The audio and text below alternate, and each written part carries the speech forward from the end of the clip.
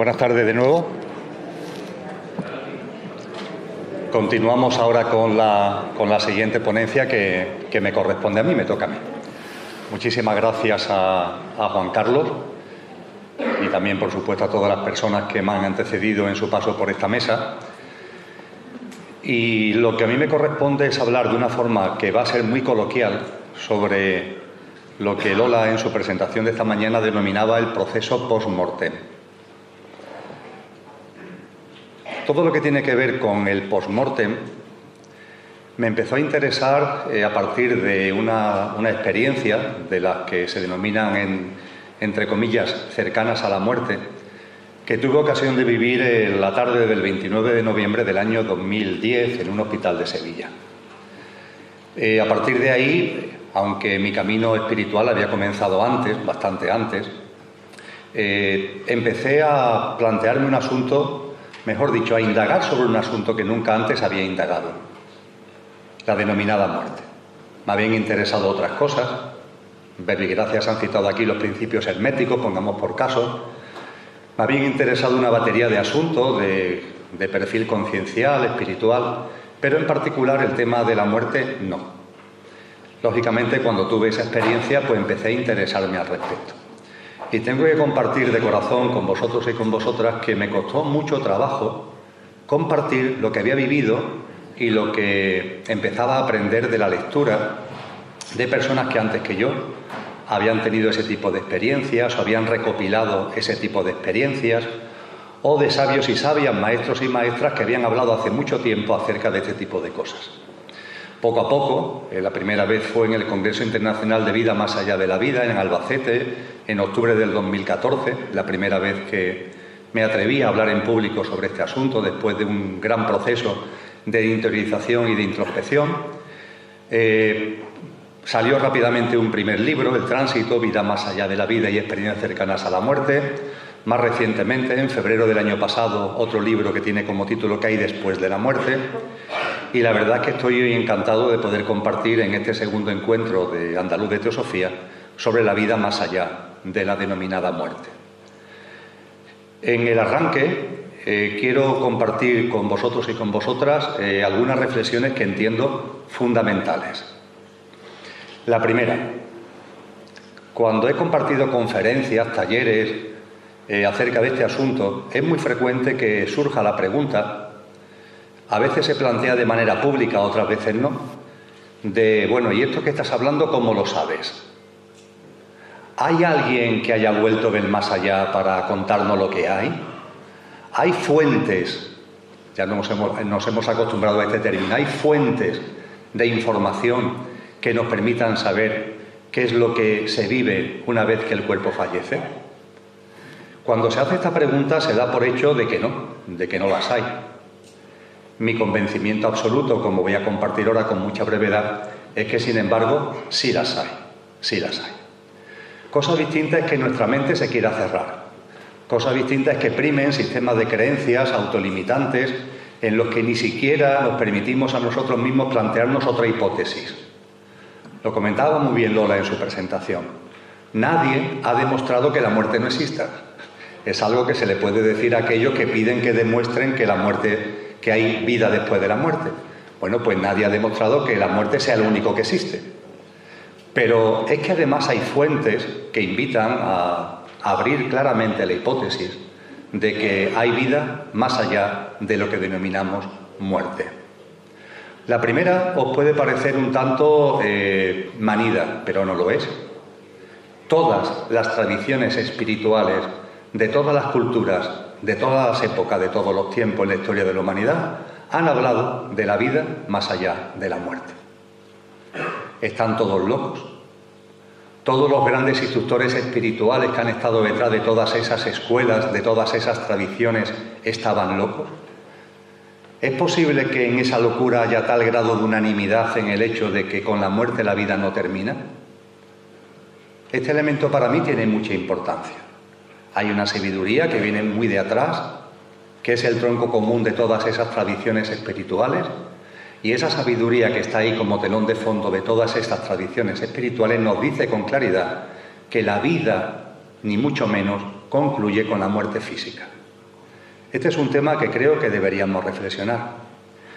Igualmente creo que deberíamos reflexionar el hecho de que, más allá de esas tradiciones espirituales, los sabios y sabias de todas las épocas, entendiendo por tales las personas que consideramos hoy día los pilares de nuestra civilización, recogemos cualquier enciclopedia y encontramos los hombres y las mujeres que desde el punto de vista no solamente espiritual, sino desde el punto de vista científico, desde el punto de vista filosófico, han creado lo que hoy conocemos como nuestra civilización.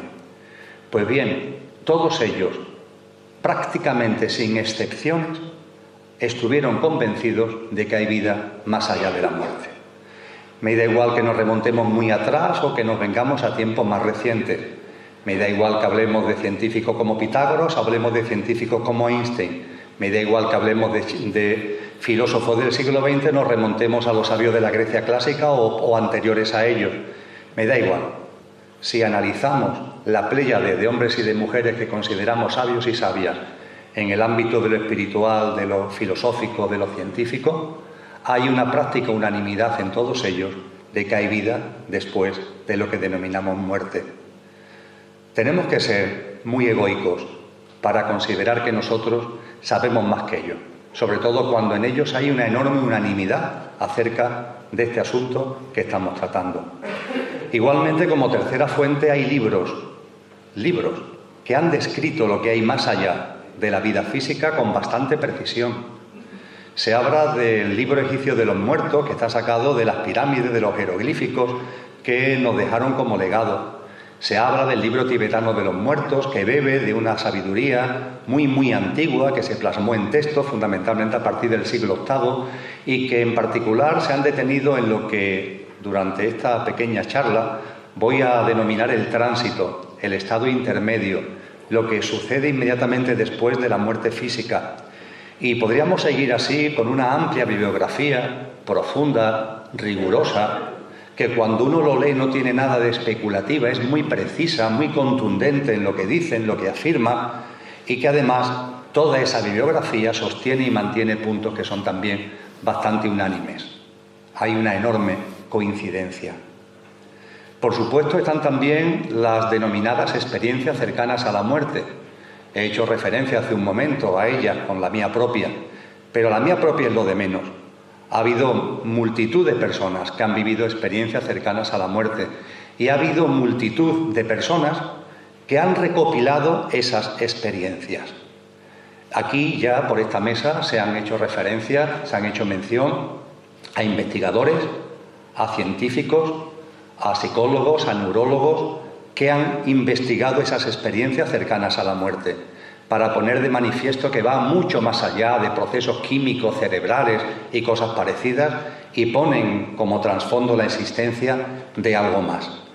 Y me vais a permitir que, ya que estamos en un encuentro andaluz de teosofía que se celebra en Sevilla, que traiga este punto a la memoria de este sitio, a la memoria de esta ciudad, al doctor Enrique Vila. El doctor Enrique Vila fue responsable de la UCI de un gran hospital sevillano. Y él, que inicialmente, junto con su mujer, junto con su pareja, María Ángeles García, también muy introducida posteriormente en los temas que tienen que ver con la vida después de la muerte, pero inicialmente tanto Enrique como María Ángeles no se planteaban este asunto. Hasta que Enrique, por su labor cotidiana, empezó a darse cuenta de que en la UCI que gestionaba, pacientes que habían muerto, entre comillas, pero que volvían a la vida, cuando se sinceraban con él como médico, sabéis, en esa relación de confianza tan especial que se establece entre el paciente y el doctor, cuando se sinceraban con él, le contaban cosas que habían vivido mientras que habían estado aparentemente muertos. Y la sorpresa de Enrique fue que esto no le pasaba a un paciente, sino a muchos, y que lo que contaban era muy semejante, muy parecido. Daba igual la edad de la persona, el sexo de la persona, la condición socioeconómica o cultural de las personas. Contaban cosas muy parecidas. Eso hizo que Enrique y María Ángeles se inventaran, entre comillas, un proyecto de investigación, que fue como lo llamaron, que le permitió entrar con responsables de UCI en grandes hospitales de España para plantearle que estaban llevando a cabo un proyecto de investigación con pacientes que hubieran estado en el otro lado, que hubieran muerto, entre comillas, pero que después finalmente no hubieran muerto. Y que en ese proyecto de investigación querían conocer a esos pacientes, entrevistarlos, y de esa forma Enrique andó por muchos puntos de España. Entrevistó a más de 700 personas que habían tenido experiencias cercanas a la muerte. Finalmente publicó un libro precioso, Más allá de la luz, en el año 2007, en el que de alguna forma resume el contenido de estas experiencias. No mucho después, él mismo realizó el tránsito. Pero el legado de Enrique fue espectacular porque fue un legado científico, de investigación, de muchos casos en España que ponían de manifiesto que las experiencias cercanas a la muerte no obedecen a la fantasía, no obedecen a procesos químicos neuronales que tienen un trasfondo cierto y que ese trasfondo cierto pone sin duda de manifiesto que hay algo muy concreto y muy específico que va después de la muerte y que sin ningún tipo de duda demuestra lo que en teosofía se denomina la continuación o la continuidad de la vida. Y por si estas fuentes que estoy comentando no fueran suficientes, hay otra fuente más, con la que termino esta breve hipnosis de fuentes. ¿Cuál es esa fuente más?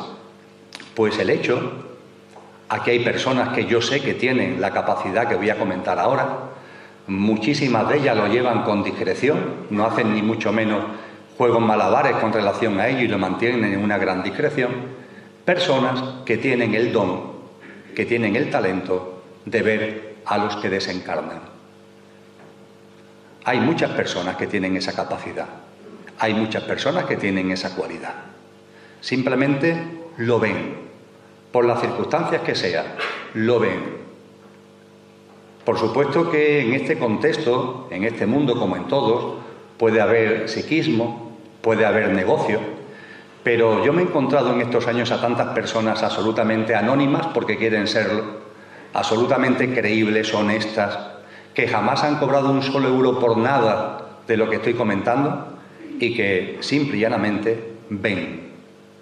Y que el hecho de ver no lo han vivido, o por lo menos durante una buena parte de su vida, no lo vivieron como tener suerte, sino todo lo contrario, como algo muy difícil de gestionar, porque no es sencillo de gestionar. Esta cualidad no es simple, es una cualidad compleja y es una cualidad además que choca con todos los sistemas de creencias que nos quieren imponer. Y las personas que tienen este don tienen que aprender a gestionarlo. Afortunadamente son muchos y muchas las que han aprendido a gestionarlo y lo comparten con nosotros, normalmente en contextos anónimos, no de forma abierta, pero ellos son la manifestación más clara, el exponente más claro de que cuando nuestro cuerpo fallece, lo que nosotros somos de ningún modo fallece, sino que la vida continúa. Comparto esto de forma muy breve, me podía extender sobre cada uno de estos puntos con mucho detenimiento para hacer lo que también Lola esta mañana planteaba. Abramos el abanico. No nos tenemos que creer nada porque nos lo digan los demás. No tenemos que comulgar con ruedas de molino. No tenemos que hacer nuestro las experiencias de otras personas. Pero cuando tenemos delante nuestra todo lo que acabo de compartir, sí deberíamos abrirnos a la hipótesis de que junto con la posibilidad de que la vida termine con la muerte, la vida continúe con la denominada muerte, después de la denominada muerte. Yo os pido que os abráis a esa hipótesis. También me gustaría plantear en este esquema inicial que con la base precisamente de esta hipótesis, las tradiciones espirituales han hecho un esfuerzo interesantísimo y potentísimo sobre el conocimiento de nosotros mismos. Posiblemente si nos quedamos en la hipótesis cerrada de que no hay nada y de ahí no salimos, es imposible que nos conozcamos a nosotros mismos. Las distintas tradiciones espirituales nos han enseñado que en los seres humanos hay una parte que a mí me gusta llamar coloquialmente el conductor, que no conoce la muerte, que es imperecedera, y que hay otra parte en el ser humano que a mí me gusta llamar el coche, que es perecedera, que tiene fecha de caducidad, que es efímera. Y ambas partes, ambos tipos de componentes están en el ser humano, la parte imperecedera y la perecedera, la parte perecedera y efímera, y la imperecedera, que por tanto constituye lo verdadero, lo genuino, porque en ningún momento va a conocer eso que denominamos muerte. Desde esta perspectiva no somos el coche, somos el conductor, por más que es verdad que ahora el conductor que somos esté encarnado en un coche, el de cada uno, para experienciar la vivencia humana. El conductor es lo imperecedero, el coche es lo perecedero. Sobre esta base, los sabios de la Grecia clásica nos decían: conócete a ti mismo, conócete a ti mismo.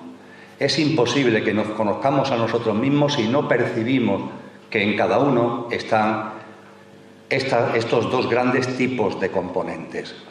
Y avanzando en ello, profundizando en ello, la inmensa mayoría de los presentes tendréis una tradición espiritual que está imbuida del cristianismo, una tradición espiritual potentísima, riquísima, maravillosa, dogmatizada, como se ha planteado también en esta mesa a lo largo de la historia, por determinadas tradiciones religiosas, como la de la Iglesia Católica, pero esa fuente es una fuente de enorme sabiduría.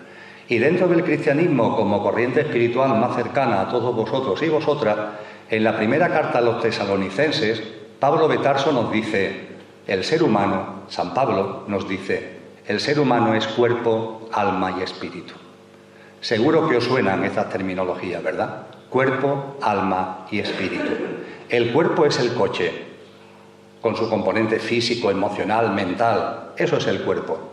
Y se nos habla de otros dos componentes, alma y espíritu, que formarían parte de lo que yo acabo de denominar como conductor. Marco Aurelio, recogiendo la sabiduría del mundo romano, nos hablaba de psique, de psique y de neuma, muy parecido a este componente trinario que antes había ya planteado San Pablo. En la Grecia clásica, Platón o Pitágoras nos hablaban del mismo esquema que Marco Aurelio. Un cuerpo, pero junto con ello una psique y un neuma muy parecido al alma y al espíritu que hablaba San Pablo. Ha habido otras tradiciones espirituales más antiguas que han profundizado más al respecto, que nos ha hablado de más componentes. La tradición de la Advaita, la tradición de la Cábala, nos hablaban de 5 y de 6 componentes. Y aquí, en esta mesa, estando en un encuentro de teosofía, se ha hecho mención a la constitución septenaria del ser humano, que hunde esta concepción, hunde sus raíces en la noche de los tiempos. Y nos viene a decir que en el ser humano, desde luego que hay estos dos grandes bloques, el imperecedero y el perecedero, el que no conoce la muerte y el efímero, y la constitución septenaria nos indica que dentro de lo imperecedero hay 3 componentes. Pablo de Tarso hablaba de 2, alma y espíritu. La constitución septenaria habla de espíritu, también llamado en los textos teosóficos Atma, habla de un alma única y universal, un tema muy interesante, un alma única y universal, en los textos teosóficos se le denomina Buddhi, y habla también de un alma individual que se relaciona con un componente que tiene como denominación, también se ha hecho referencia aquí ya, el cuerpo causal. Y ese cuerpo causal donde está el alma individual y ese alma universal y ese espíritu es el componente, el trinario superior del ser humano, el imperecedero vuestro y el imperecedero mío. Daros cuenta que más allá de la configuración del cuerpo causal, que es muy interesante por las razones que ahora expondremos, como algo relacionado con el alma individual, pero a su vez distinto en sentido estricto del alma individual, esta tradición lo que nos indica es que hay un alma universal. Esto es muy bello, el empezar a percibir que el alma individual que hay en vosotros y que hay en mí, sin ningún tipo de duda tiene su propio proceso de evolución en autoconsciencia, pero a su vez forma parte de un gran árbol, forma parte de un gran alma universal y una, de la misma forma que las hojas forman parte, todas ellas, de un gran árbol.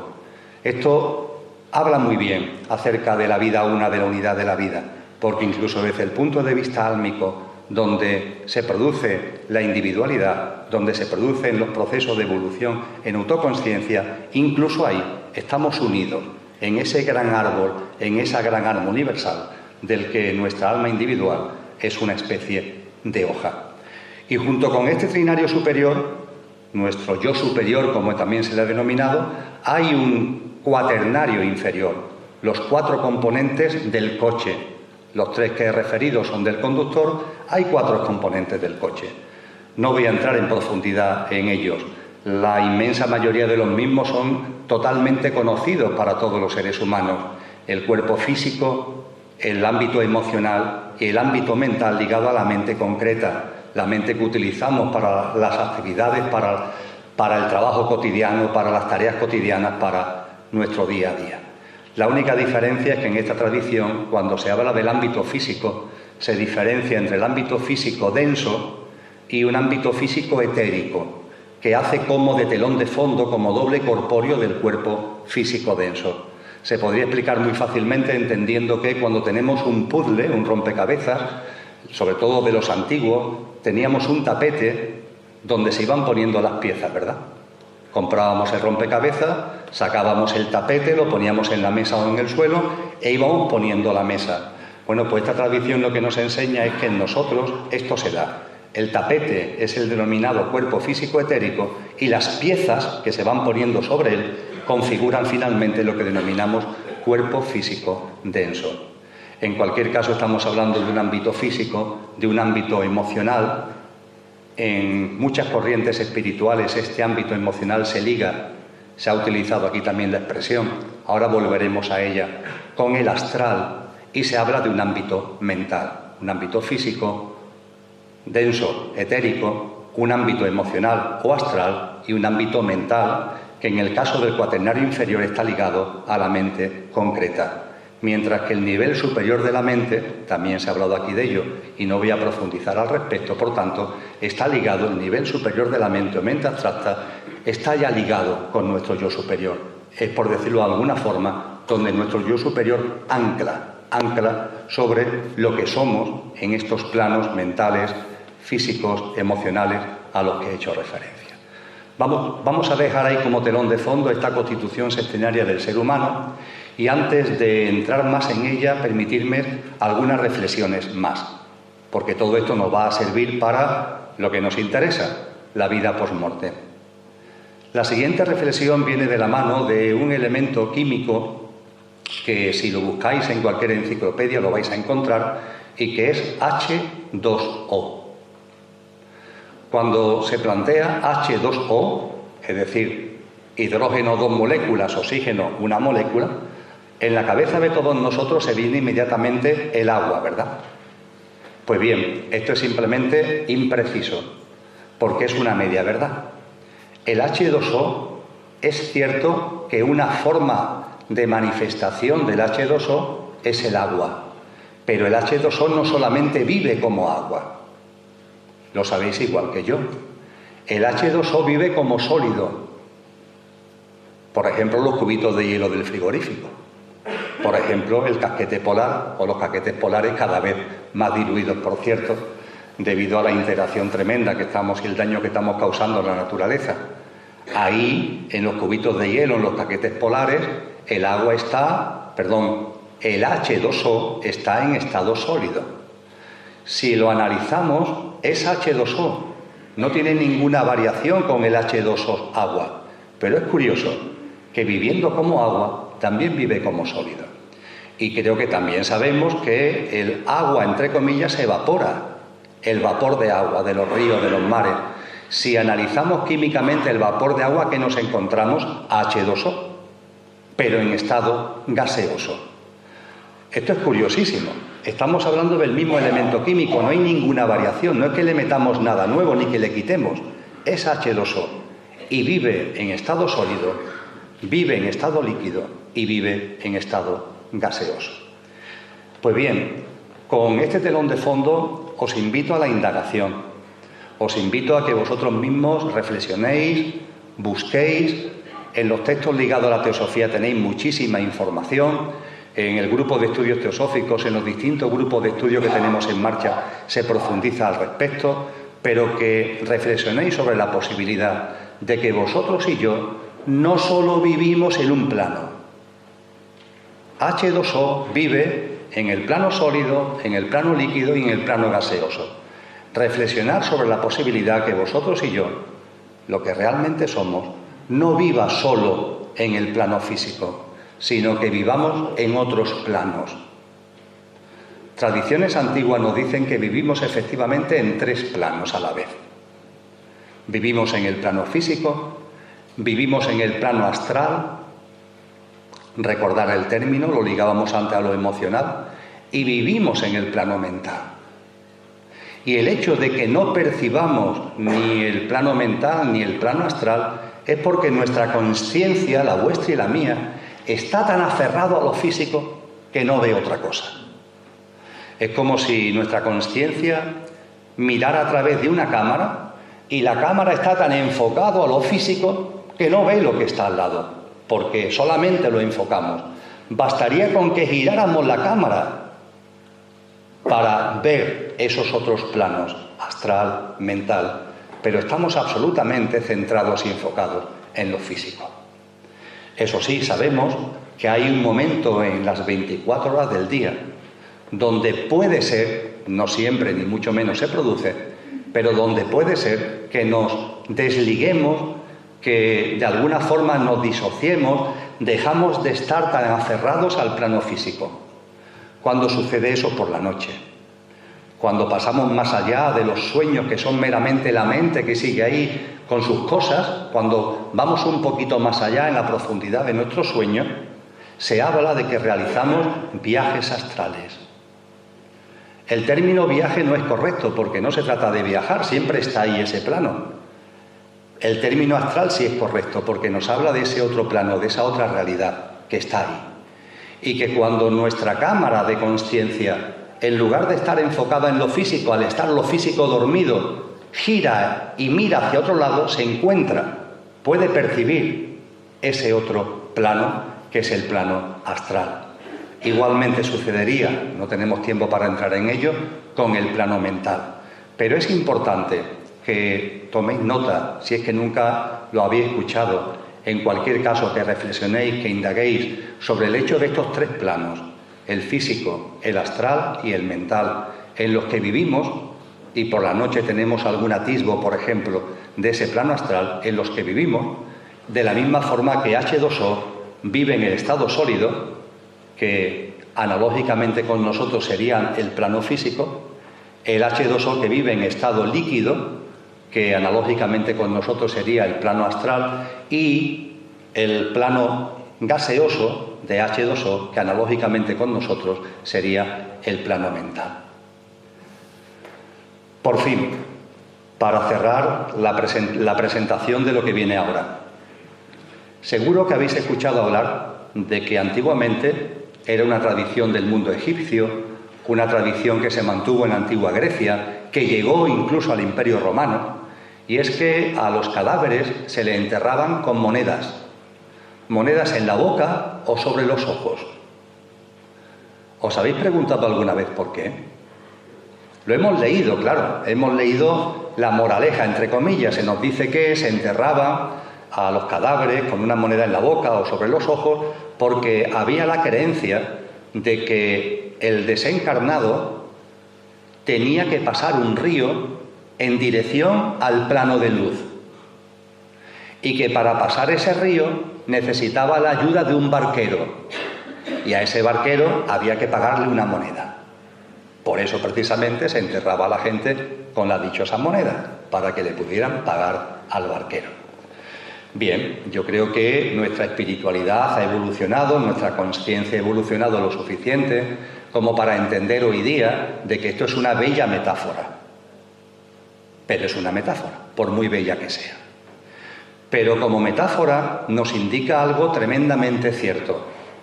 Una orilla donde estamos y en la que fallecemos, un río que tenemos que atravesar y otra orilla a la que tenemos que llegar. Reflexionar. Una orilla en la que estamos cuando morimos, un río que tenemos que atravesar y otra orilla a la que tenemos que llegar. Esto casa absolutamente con lo que las tradiciones espirituales de todas las épocas nos han dicho acerca de que estamos viviendo en el plano físico, aunque también estemos en conexión con los otros planos. Cuando desencarnamos, la vocación de nuestro conductor es volver a casa, por decirlo de alguna manera. Es ir a la otra orilla, al plano de luz, desde el que vinimos para encarnar. Ahora hablaremos de ello. Y la vocación es volver a ese plano de luz. Pero por medio hay un espacio. A ese espacio hoy se le conoce con el nombre de tránsito. También se le conoce con el nombre de estado intermedio. En el ámbito del budismo, el libro tibetano de los muertos, ese no es su título, ese es el título que comercialmente se le dio.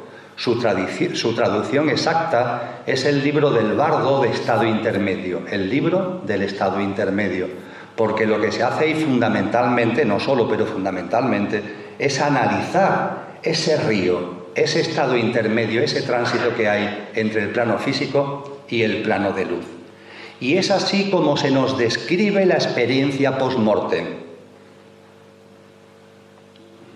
Lo que nos impulsa a que, habiendo desencarnado en el plano que habida cuenta que nuestra consciencia está muy enfocado a él, vemos cotidianamente el plano físico, y a avanzar atravesando un estado intermedio o tránsito hacia el plano de luz. Como nota a pie de página, no me voy a parar en el asunto, ese tránsito se nos dice que pertenece al plano astral y el plano de luz pertenece al plano mental. De tal forma que cuando fallecemos, al atravesar el río, vivimos en ese mismo plano astral. Ahora sí hemos dejado el físico, vivimos en ese mismo plano astral del que tenemos algún tipo de noción cuando el cuerpo físico se duerme a lo largo de la noche. Estamos hablando de lo mismo.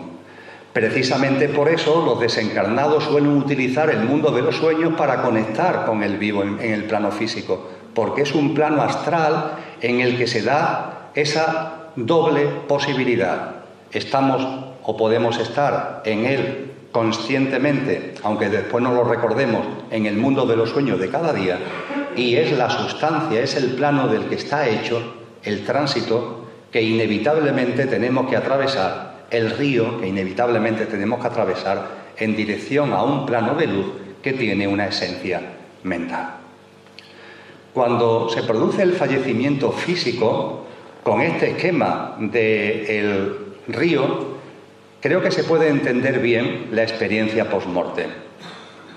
Morimos físicamente en el plano físico, tenemos una vocación a atravesar el río hacia la otra orilla que he denominado plano de luz, que en la tradición cristiana también se denomina cielo, que en el ámbito oriental se llama Devachan.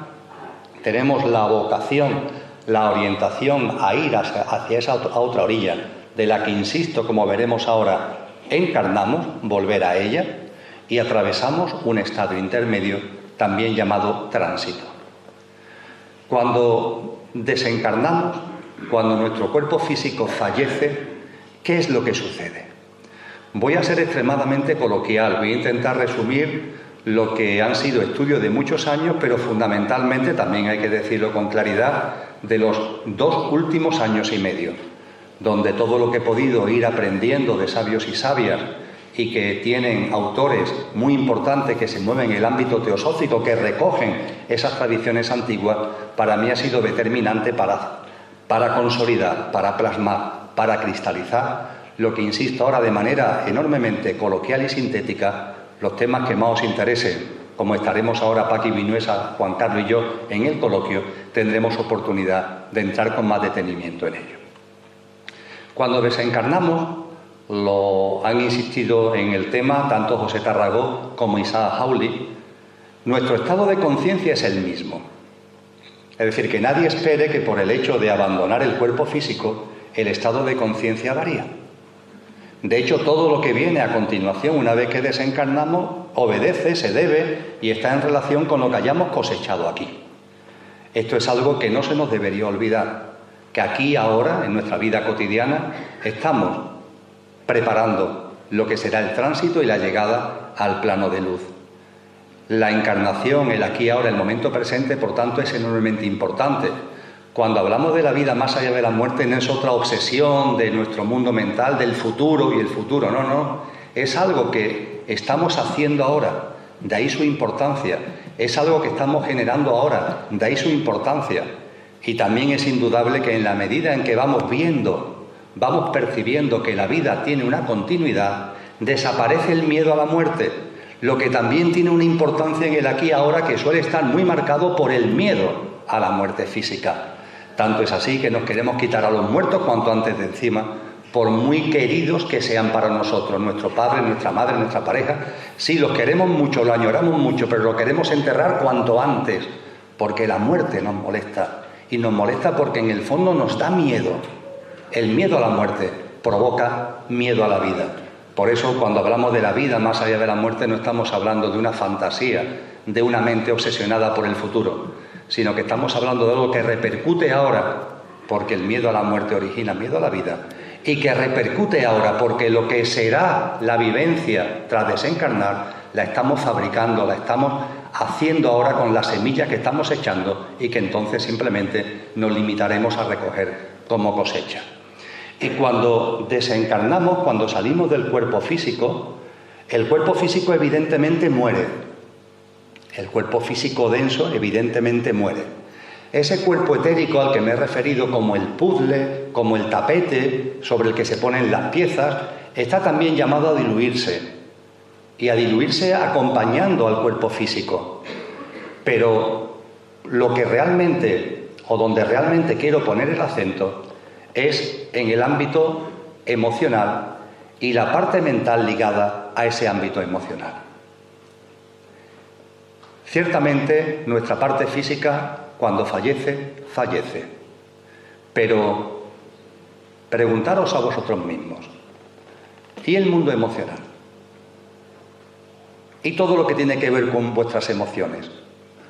Y con la parte de la mente, ligada al nivel inferior de la mente, a la mente concreta, ¿se diluye? ¿Muere con el cuerpo físico? ¿O sobrevive al cuerpo físico? Las tradiciones nos dicen que al plano de luz, al cielo, al de Bachán, vuelve lo que pertenece a ese mundo. ¿Qué es lo que pertenece a ese mundo? El conductor. Nuestra dimensión álmica espiritual es la que vuelve a ese mundo. Es la que va a atravesar el río para llegar a la otra orilla. Pero ¿y el mundo emocional y mental ligado a la mente concreta? Ese mundo emocional y mental que conforma lo que aquí también se ha denominado camas, camásico, lo más unido a la materia, a lo físico, nuestro mundo emocional egoico, egocéntrico, lo que más nos aferra a la vida material, eso, cuando el cuerpo físico muere, muere, o puede ser que continúe de alguna forma viviendo. Desde luego, para llegar al plano de luz, para llegar a la otra orilla, eso tiene que soltarse. Si ese componente emocional, mental, sigue de alguna forma viviendo, eso tiene que soltarse. Porque al plano de luz solamente se abren las puertas a nuestro conductor, que es quien pertenece, al quien corresponde estar en ese plano. Pero ¿y el plano emocional? E insisto, la parte mental más ligada a lo camásico del ser humano. Lo que nos han enseñado todas las tradiciones, lo que nos enseñan todos los libros serios que tratan este asunto, y lo que nos dicen las experiencias cercanas a la muerte, y lo que nos dicen las personas que tienen el don y el talento de ver desencarnados, es que ese mundo, vamos a llamarle camásico, que es lo que da lugar a esa expresión que al tránsito también se denomina, como ya han expresado Isaac y José, que se denomina el camaloca. Loca es lugar, camas es lo ligado a lo camásico, a lo más aferrado a lo material, a lo físico. Ese mundo camásico sigue viviendo. Lo que todos los sabios y sabias nos han dicho es que sí, que sigue viviendo. Y que puede ser que tarde incluso en diluirse. Y digo que puede ser que tarde incluso en diluirse porque obviamente está llamado a diluirse. Nuestra vocación es atravesar el río para llegar a la otra orilla. y para llegar a la otra orilla es inevitable, imprescindible que eso desaparezca, porque solo el yo superior va a llegar a la otra orilla.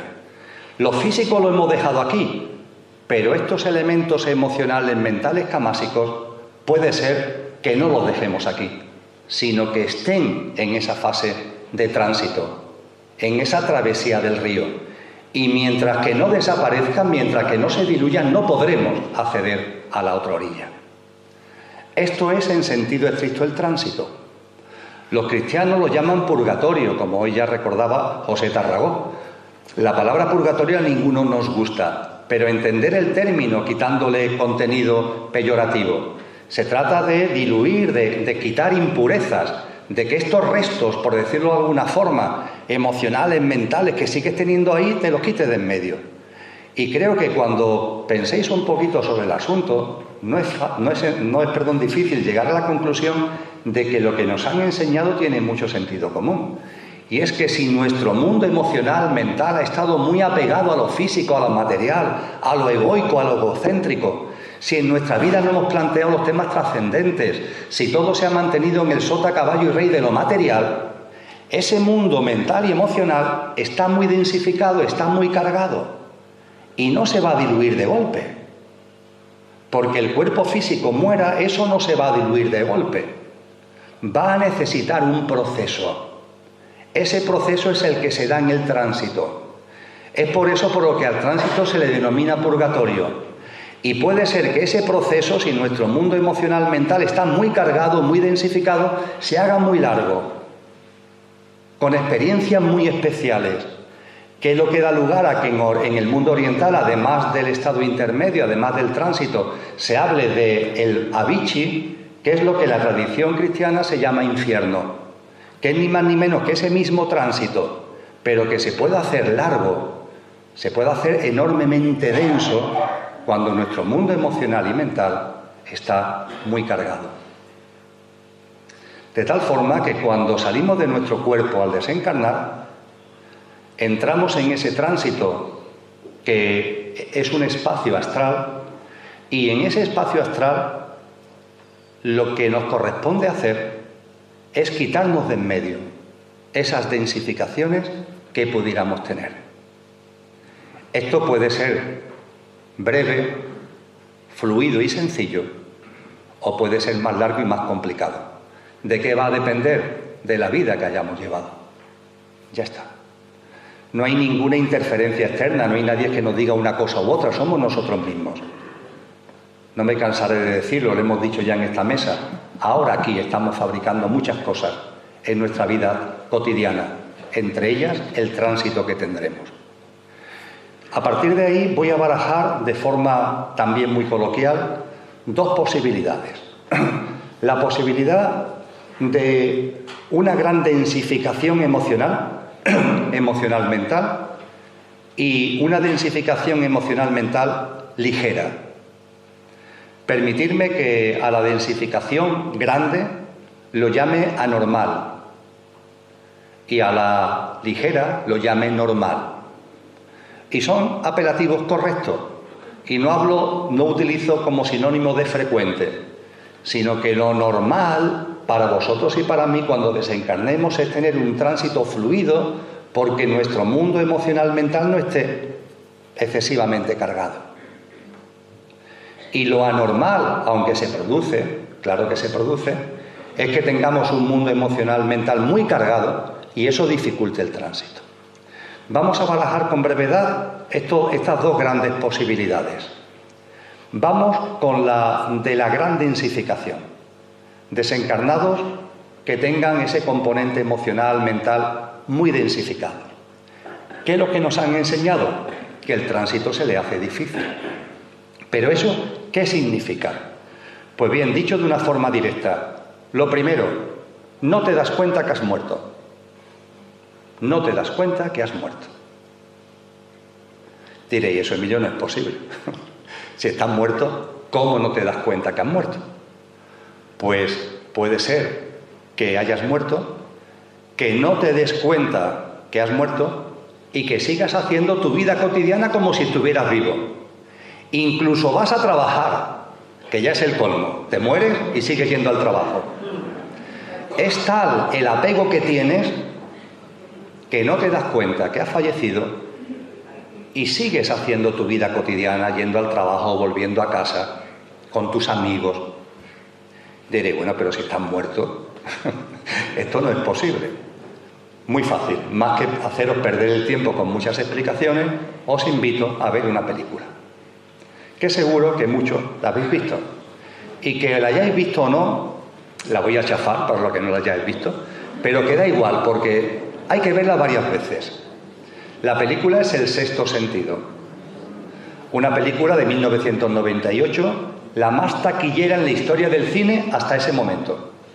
Y nos narra la vida de un señor llamado Bruce Willis, que es el psicólogo, protagonizado por Bruce Willis, que atiende a un niño de 8 años que está loco como una cabra, porque afirma que ve a muertos.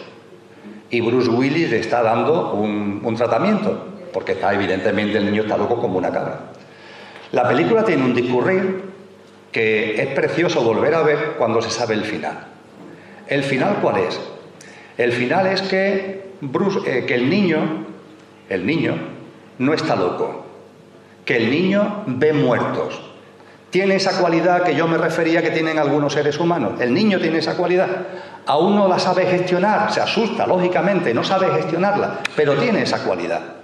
Y Bruce Willis está dándole la atención psicológica al niño. Pero finalmente la película pone en evidencia, y Bruce Willis se da cuenta, que el niño no está muerto. No está loco. Que es verdad que ve muertos. Y que precisamente por eso se está relacionando con él. Porque Bruce Willis es uno de esos muertos.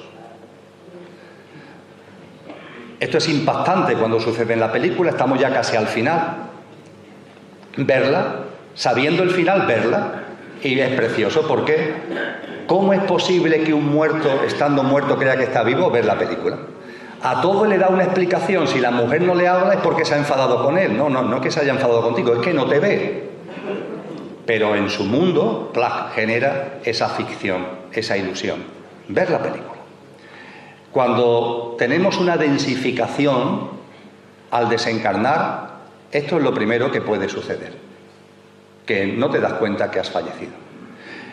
Y, eso sí, antes o después, aunque no hay un protocolo de tiempo, antes o después te das cuenta, como le pasa a Bruce Willis. Ahí ya esa ficción no se puede sostener. Antes o después te das cuenta. Y cuando se da cuenta, pueden pasar dos cosas: que lo aceptes o que no lo aceptes. Que lo aceptes o que no lo aceptes. Bruce Willis lo acepta. Se da cuenta que ha fallecido y hace una despedida de su esposa bellísima, que algunos recordaréis. Estando la esposa dormida, es decir, en el mundo de los sueños, en el plano astral, le susurra la despedida en el oído. Y Bruce Willis termina el tránsito y se va hacia el plano de luz. Se ha dado cuenta, ha tardado, pero lo ha aceptado en cuanto que se ha dado cuenta. Pero ojo, puede suceder que dándote cuenta que ha fallecido, no lo aceptes. No lo aceptes. Tu aferramiento, por los motivos que sean, es tan tremendo al plano físico que no lo aceptas. Metafóricamente lo podríamos ver como una de esas cometas que lanzamos en la playa o en el campo, ¿no? que vuelan alto, y vuelan muy alto, ahí están volando libres, pero no están libres. ¿Por qué? Porque hay un hilo, ¿verdad?, que lo mantiene atado a nosotros. Pues bien, esos desencarnados están en el tránsito, pero hay algo, o varias cosas, en ese mundo densificado al que estamos haciendo referencia, que lo mantienen pillado, que lo mantienen ligado a este mundo físico. Y a partir de ahí puede ser que esa fijación por el mundo físico se alargue. Y lo que nos enseña la parapsicología es que cuando se está en el tránsito, te has dado cuenta que has muerto, pero no lo aceptas por los motivos que sean, pueden ser motivos muy egoicos o menos egoicos, ¿eh? Yo tuve una experiencia con una mamá que se negaba a hacer el tránsito porque había fallecido en accidentes de tráfico y tenía una niña de 4 años y un niño de 2. Y ella decía que no los abandonaba, que lo que quería era de alguna forma seguir. La desencarnada decía que lo que quería seguir es en conexión con este plano. Ella vio, pero no fue sencillo, ella percibió que toda conexión que hagamos desde el tránsito con el plano físico, todos los desencarnados que intenten conectar con el físico desde el tránsito, lo que provocan siempre es desasosiego, es tensión, es frío. Y eso es lo que ella se dio cuenta que provocaba en sus niños. Y comprendió que tenía que seguir su camino, que tenía que pasar el río y llegar al plano de luz. Porque desde ese plano de luz la conexión puede ser distinta, cálida, armoniosa. El tránsito se puede hacer largo. Puede ser que tardemos tiempo en darnos cuenta que hemos muerto y cuando nos hemos dado cuenta que no lo aceptemos. Cuando no lo aceptamos, estamos muy pendientes del plano físico y en el tránsito desarrollamos habilidades. ¿Habilidades para qué? Para estar en contacto con el plano físico. Ya no tenemos un cuerpo físico, pero lo intentamos y desarrollamos habilidades. Todo lo que nos cuenta la parapsicología, de luces que se encienden y que se apagan, de ruidos, de muebles que se mueven solos, etcétera, etcétera, corresponden a esto.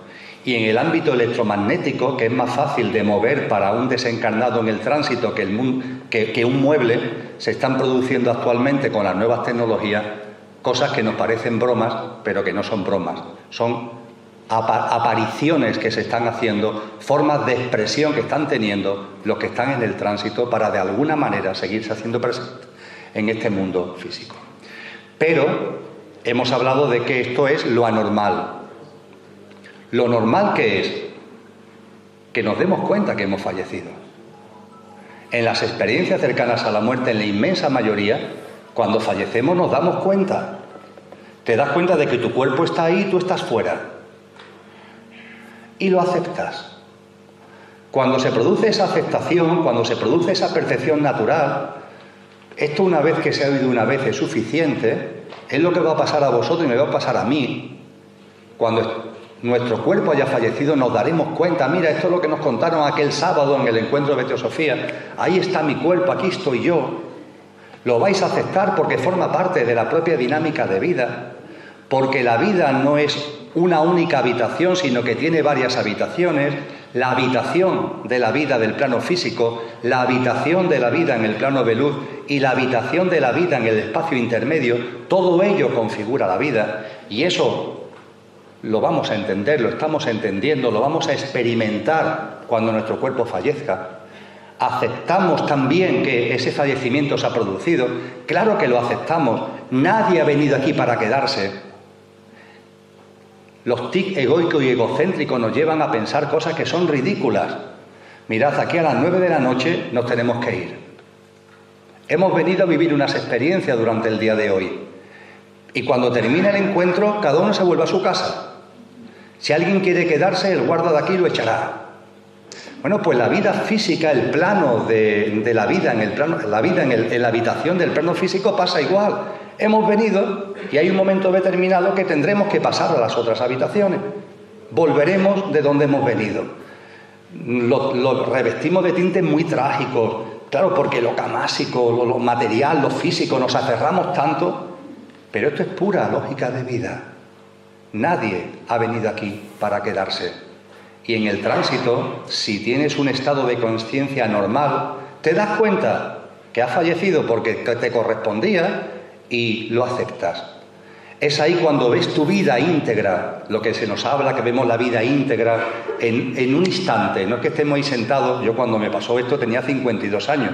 No es que me tuviera que quedar sentado en una silla durante 52 años para ver la vida que había tenido atrás. Se ve en un instante. Es la instantaneidad, eso te enseña mucho acerca de lo relativo que es el tiempo. Ves todas las interrelaciones que hay entre todos los hechos, cómo esta puerta se cierra, pero es para que aquella se abre, cómo este encuentro lleva después de ese encuentro que después lleva otro encuentro. Ves los sentidos profundos que todo tiene.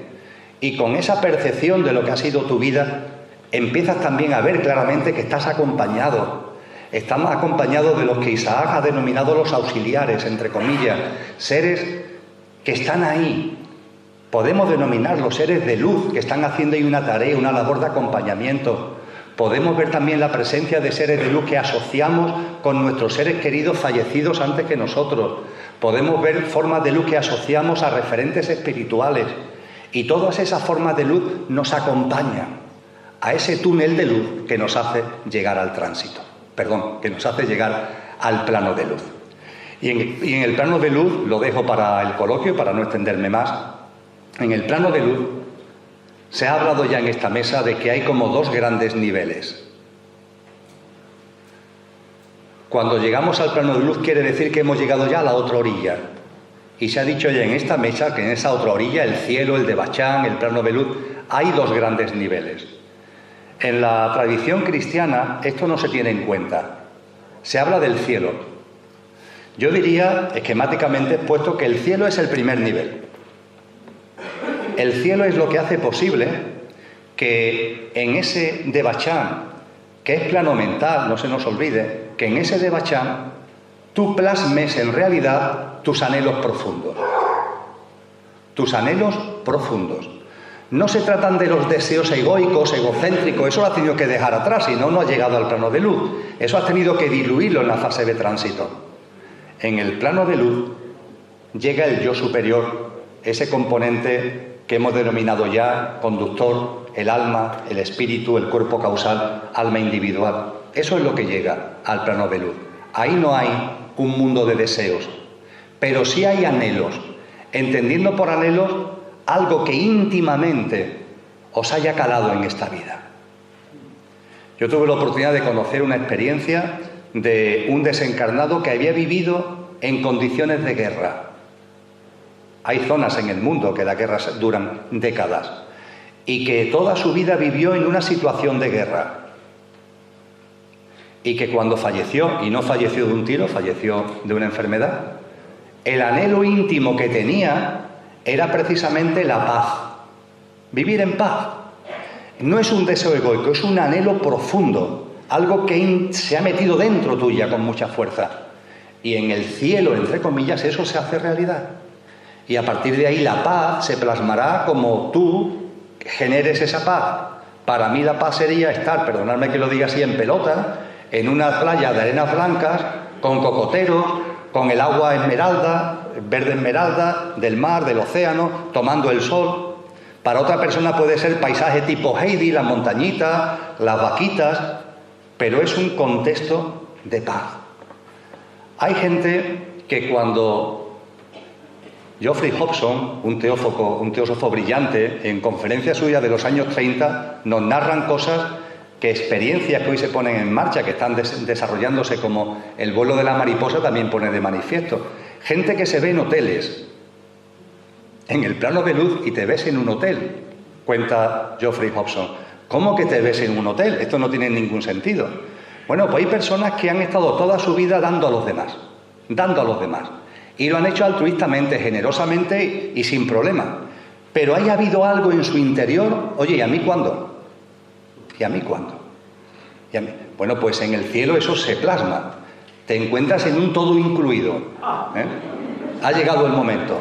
Hay personas, hay desencarnados que estando en el plano de luz, dicen de sí mismos que están en un hospital. Pero ¿cómo un hospital? Si están muertos, ¿cómo va a estar en un hospital? Bueno, imaginaros personas que han pasado mucho tiempo hospitalizadas. Personas que aquí en el plano físico han estado mucho tiempo en un hospital y que han tenido un anhelo íntimo de sanar. Han muerto, no han sanado, han muerto debido a esa enfermedad. Y en el plano de luz, en ese primer nivel, se ve en un hospital donde son sanados, porque tienen ese anhelo íntimo. También se nos dice que en ese Devachan, las personas que han estado en su vida en actitud de servicio, tienen unas posibilidades nuevas de desarrollar ese servicio de un modo mucho más fructífero y que también reciben enseñanzas de seres de luz ligadas a ese servicio. Y lo más importante, hay un momento determinado, y concluyo, en el que llegamos al final del Devachan, ese plano superior. En ese plano superior lo que hacemos es integrar lo que hemos vivido en nuestra vida física anterior integrarlo plenamente en nosotros. Y esa integración es el paso previo a volver a encarnar, sin que haya un tiempo establecido, sin que haya un protocolo establecido, pero antes tienes que integrar lo que hayas vivido en tu vida anterior. E integrar significa algo muy simple. Lo dejo telegráficamente y lo abordamos en el coloquio, si os parece oportuno. Jesús de Nazaret, en el Evangelio de Mateo 25, habla de la lámpara de aceite que tienen unas vírgenes a las que se califican de necias y de prudentes. Las necias están viviendo el día a día de aquella manera, entretenidas en lo material. Las prudentes no. Las prudentes están llenando la lámpara de aceite. Las prudentes le aconsejan a las necias que llenen su lámpara. Las necias, como son necias, le dicen a las prudentes: bueno, si ya nos daréis a nosotras de vuestro aceite.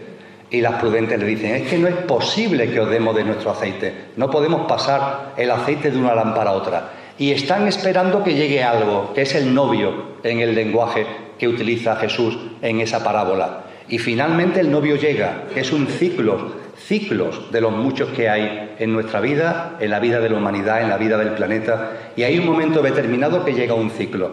Y la lámpara de aceite, ¿qué nivel va a tener en cada uno de nosotros? Eso va a marcar lo que nos suceda cuando ese ciclo termine. Hablaremos de ello, si queréis, en el coloquio. Pero fijaros que el símil de Jesús de Nazaret sobre la lámpara de aceite es muy interesante. La lámpara de aceite es el alma individual de cada uno. Y el aceite es el nivel de autoconsciencia que tiene la lámpara de aceite de cada cual. Y estamos llamados a llenarlos, como ya han comentado las personas que han pasado antes que yo por aquí. Eso es lo natural. ¿Y cómo lo podemos llenar? Cuando terminemos a las 9 de la noche y nos vayamos a cenar, nadie va a cenar piedras, ¿verdad? ¿Por qué no cenaremos ninguno piedras? Porque no las podemos digerir. Pues bien, que tomemos conciencia que de la cantidad de emociones, pensamientos, conductas, comportamientos, vivencias, experiencias, como lo queráis llamar, que tenemos en esta vida, estamos sembrando. Y lo que vamos a recoger lo tenemos que meter en esa lámpara de aceite, que es el alma. Pero nuestra alma tiene una sutilidad, tiene una frecuencia vibracional, donde no podemos meter piedras. Es decir, todo lo que tenga que ver con una vibración densa, egoica, egocéntrica, todo lo que sean comportamientos, actitudes, vivencias, etcétera, que hayamos tenido en esta vida, que tengan ese perfil, el alma no las puede recoger, es imposible. No le sirven de nutriente, no le sirve de aceite. En cambio, todo lo que tenga que ver con generosidad, con altruismo, con solidaridad, con compasión, etcétera, con comprensión, con empatía, etcétera, etcétera, ese es el aceite que nutre a nuestra alma. A partir de ahí nosotros mismos.